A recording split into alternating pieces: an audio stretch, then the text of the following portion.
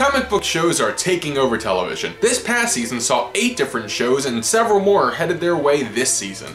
Additionally, digital mediums such as Netflix and the PlayStation Network are also getting into the game. Today, I want to rank the ratings of all these comic book shows, find out which ones are the most watched and which ones are the least watched. Now I'm going to be using the Live Plus same day viewership data as opposed to the Live Plus 7-day data that networks would prefer I use in a ranking such as this. Live Plus same day means people who watch the program live or on DVR within a day of airing. Live Plus 7 day means people who watch the show within the first week.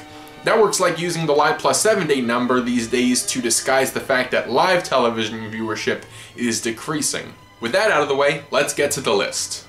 Number 10 is Powers on the PlayStation Network. I don't actually have viewership data for Powers, whose first season was shown exclusively to PlayStation Plus members. However, I can't imagine its viewership was desirable. PlayStation Plus has only 7.9 million subscribers, so the potential audience for Powers is much smaller than Netflix, with its 40 million subscribers, and the broadcast networks, who are in over 100 million houses in America.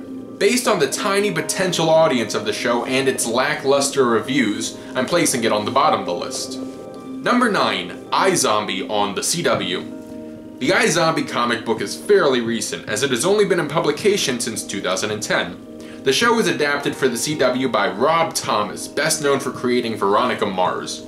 Its first season premiered on March 17th to an audience of 2.3 million viewers and ended in June with 1.45 million viewers. On average, 1.76 million people tuned in each week. It was the final show to be renewed by the CW this past season. Number 8, Arrow, also on the CW. Arrow's third season saw less viewers than its first 2. This year it registered 2.76 million viewers per episode, down from 3.28 million viewers last year and 3.68 million in its first season. Number 7, Constantine on NBC. NBC's ill-fated foray into comic book television premiered to a respectable 4.3 million viewers in late October. Its Friday night time slot meant it had greater leeway for low ratings than other NBC shows. However, viewership dropped by 1 million in its second episode airing on Halloween, which, in my opinion, was a horrible programming decision by NBC. Viewership hovered around a 3 to 3.5 million viewer range for the rest of the season, with the average result being 3.34 million viewers per episode. It wasn't enough viewers to be picked up for a full season, but it wasn't bad enough to be cancelled immediately. The show was in purgatory until May, when NBC canceled the show, and while the producing studio tried to find a new home on the CW, they were unsuccessful. Number 6, The Flash on the CW. The third of the CW's superhero programs earned 3.84 million viewers on average in its first season. The fact that all 3 of the CW shows are so low on the list is not cause for alarm. The CW has a much lower rating standard than the other broadcast networks. The Flash was the most watched show on the CW this year. It premiered back in October to 4.8 million viewers and was the second most watched series premiere in the station's history, behind The Vampire Diaries in 2009. To give a frame of reference for the CW's current comic book shows, Smallville averaged 2.4 million to 4.1 million viewers each season when it aired on the CW between 2006 and 2010. Number 5, Daredevil on Netflix.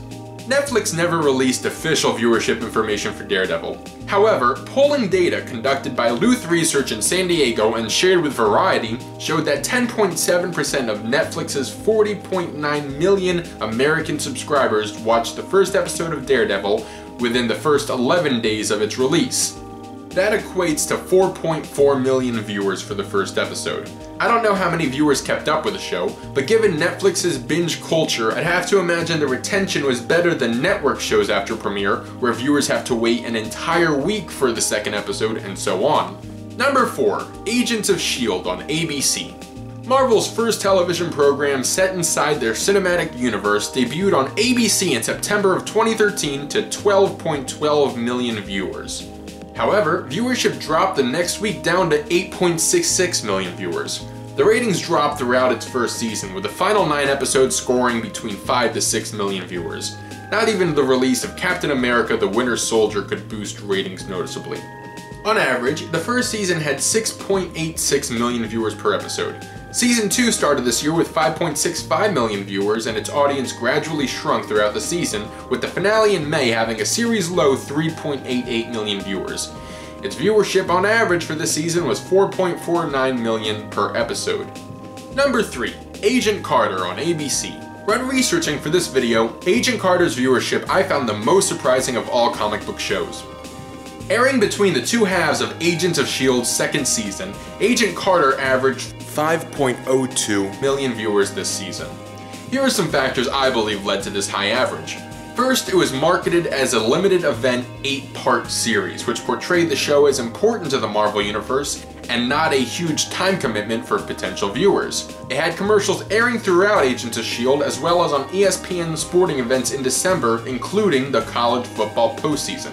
Additionally, the small amount of episodes, 8 as opposed to 22, limited the viewership drop-off. Had Agent Carter continued past 8 episodes, in all likelihood the viewership would have dropped off considerably. The 2-hour premiere of Agent Carter had 6.91 million viewers, over 1 million more than any episodes of Agent of S.H.I.E.L.D. this year. Number 2. Gotham on Fox. Gotham was one of the most anticipated new shows this past season and had a very respectable debut, premiering to 8.31 million viewers. However, viewers left the show during the year, losing 3.38 million viewers between its premiere and season finale, which only registered 4.93 million viewers.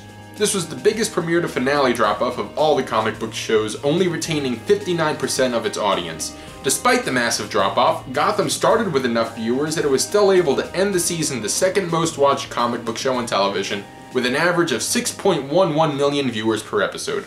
No one should be surprised by the fact that the #1 most watched comic book show on television is The Walking Dead on AMC. Not only is it the most watched comic book show, it is one of the most watched television shows, broadcast or cable, period. This past season, The Walking Dead saw 14.4 million viewers per episode. Last year, the audience was 13.3 million per episode. Season 3 had 10.4 million, Season 2 had 6.9 million, and the first season had 5.24 million viewers each week. The success of The Walking Dead on AMC has led to the network developing a spin-off, Fear the Walking Dead, which will debut this summer. Additionally, AMC is developing another comic book show, Preacher, from DC Comics and Vertigo, starring Dominic Cooper and being developed by Seth Rogen.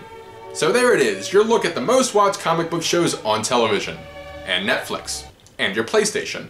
It will be exciting to see how the new shows this year, Supergirl, Legends of Tomorrow, and Lucifer, all fit into these shows in regards to the ratings. Fascinatingly, Gotham and Supergirl will air directly against each other this upcoming season, creating a very intriguing ratings battle to keep an eye on. Thanks for watching this episode of The Television Show. If you enjoyed my ratings breakdown, please subscribe to my channel, like this video, comment below. I'll try my best to respond, and stay tuned for more here on TV Junkie.